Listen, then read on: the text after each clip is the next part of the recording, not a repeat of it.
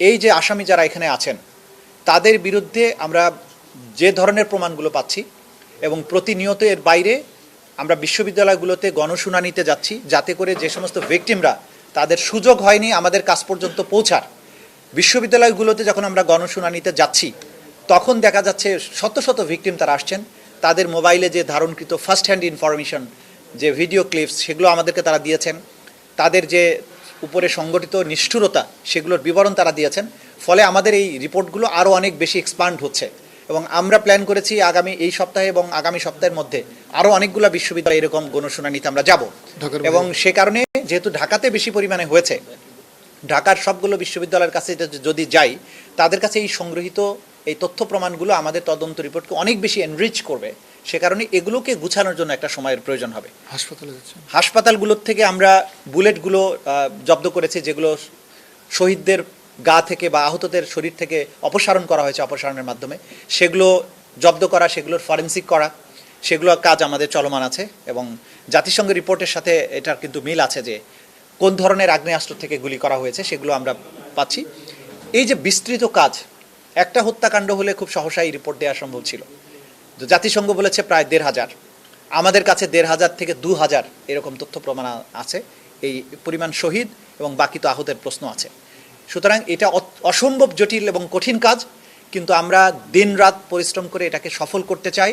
আমাদের প্রত্যেকের মধ্যে সেই দৃঢ় প্রতিজ্ঞা আছে, আমরা জাতির কাছে কমিটেড। ইনশাল্লাহ আমরা খুব দ্রুততম সময়ের মধ্যে এটা কমপ্লিট করতে সক্ষম হব। আমরা বলেছি যে আশা করছি, কারণ রিপোর্টের যে বর্তমান স্ট্যাটাস কোন পর্যায়ে তদন্তটা আছে সেটা আমরা বলেছি, সেটা বলার মাধ্যমে আমরা বলেছি যে আমরা আশা করি যে আগামী মাসের মধ্যেই এই বিশেষ করে সাবেক প্রধানমন্ত্রী শেখ হাসিনার বিরুদ্ধে যেটা সেটার তদন্ত রিপোর্ট দাখিল করা সম্ভব হতে পারে বলে আমরা আশা করছি। এটা কোনো ফাইনাল টাইম লাইন নয়।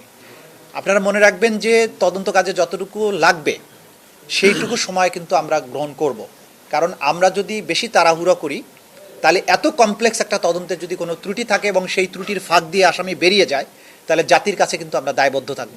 সেই দিকটা বিবেচনায় রেখে আমরা একদম ত্রুটিহীনভাবে রিপোর্টটা যাতে তৈরি করতে পারে আমাদের তদন্ত সংস্থা, সেই সময়টা আমরা তাদেরকে দিই। কোটি মানুষের আস্থার ভালোবাসায় 11 বারের মতো দেশের 1 নম্বর রেফ্রিজারেটর ব্র্যান্ড ওয়ালটন। আমরা তো সেটা বলতে পারছি না, তদন্ত রিপোর্ট হাতে পাওয়া মাত্র আপনারা জানেন যে একটা সিস্টেম আছে, সেই সিস্টেম অনুযায়ী আমরা ফর্মাল চার্জ তৈরি করব, ফর্মাল চার্জ দাখিলের মাধ্যমে আনুষ্ঠানিক বিচার প্রক্রিয়াটা শুরু হবে। তদন্ত রিপোর্টটা পাওয়া মাত্রই কিন্তু আসলে বুঝতে পারবেন যে ফাইনাল বিচার প্রক্রিয়ার কাজটা শুরু হয়ে যাবে। সুতরাং যদি মার্চ মাসের মধ্যে তদন্ত রিপোর্ট আমরা পেয়ে যাই, এপ্রিল মাস থেকে বিচার প্রক্রিয়ার আনুষ্ঠানিক পর্বটা শুরু হওয়ার সম্ভাবনা রয়েছে। জাতিসংঘে তো আবেদন করার বিষয় না, জাতিসংঘের সাথে আমাদের কথাবার্তা হয়েছে, জাতিসংঘের সাথে আমাদের কথাবার্তা চলমান আছে। আমরা চেয়েছি তাদের কাছে সেই রিপোর্ট আমরা নেয়ার প্রক্রিয়ার মধ্যে আছে। আবেদন করেছেন, আবেদন আগামী নির্ধারিত তারিখে শুনানির জন্য আসবে।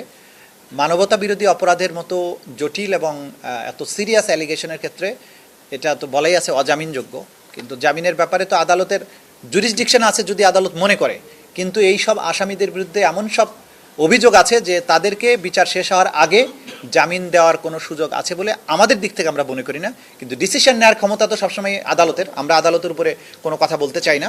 আমরা এই জামিনের ঘোরতর বিরোধিতা করব এবং তথ্য প্রমাণ তুলে ধরবো যে কেন এই আসামিদেরকে জামিন দেওয়ার কোনো সুযোগ নেই, সেটা আমরা তুলে ধরব। এই মামলাতে একটা গুরুত্বপূর্ণ প্রমাণ হবে যে ডিজিটাল তথ্য প্রমাণ।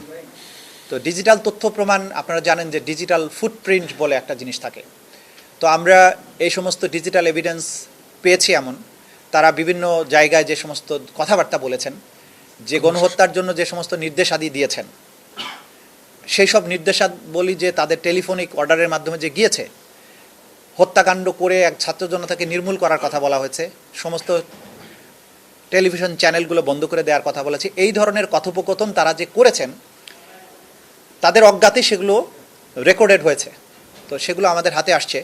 তো আমরা যেটা বুঝি আপনাদেরকে যেটা বলতে পারি যে মানুষকে মারার জন্য যে ফাঁদ তারা পেতেছিলেন সেই ফাঁদে হয়তো তারাই পড়তে যাবেন না। অন্যান্য মামলাতে অনেকেই গ্রেপ্তার হয়েছেন আর অনেকেই গ্রেপ্তারের বাইরে আছেন, যেটা আপনাদেরকে আগেও বলেছি যে ক্রমান্বয়ে কিন্তু গ্রেপ্তার হচ্ছে, গ্রেপ্তারের সংখ্যা বাড়ছে, ওয়ারেন্টের সংখ্যা বাড়ছে, কিন্তু প্রধান কিছু জায়গায় আসামি গ্রেপ্তার করা সম্ভব হচ্ছে না। সেটা আইন শৃঙ্খলা রক্ষাকারী বাহিনী জানেন যে কেন সম্ভব হচ্ছে না। আমরা আশা করছি খুব সহসাই অনেক হেভিওয়েট আসামি যেগুলো আছে সেগুলো আস্তে আস্তে ধরা পড়ে যাবে এবং তারা বিচারের মুখোমুখি হবেন। এইটা এত চূড়ান্তভাবে বলা যাচ্ছে না। জাতিসংঘের রিপোর্ট অনুযায়ী 1400+, আমাদের কাছে 1400-র উপরে আছে। স্বাস্থ্য মন্ত্রণালয়ের কাছে এক ধরনের সংরক্ষিত লিস্ট আছে, কারণ তারা বহু মানুষকে এখনও তালিকাভুক্ত করতে পারেননি। তো 1500+ এখন পর্যন্ত আমাদের কাছে তথ্য আছে। এটা ক্রমান্বয়ে বাড়বে বলে আমরা ধারণা করছি।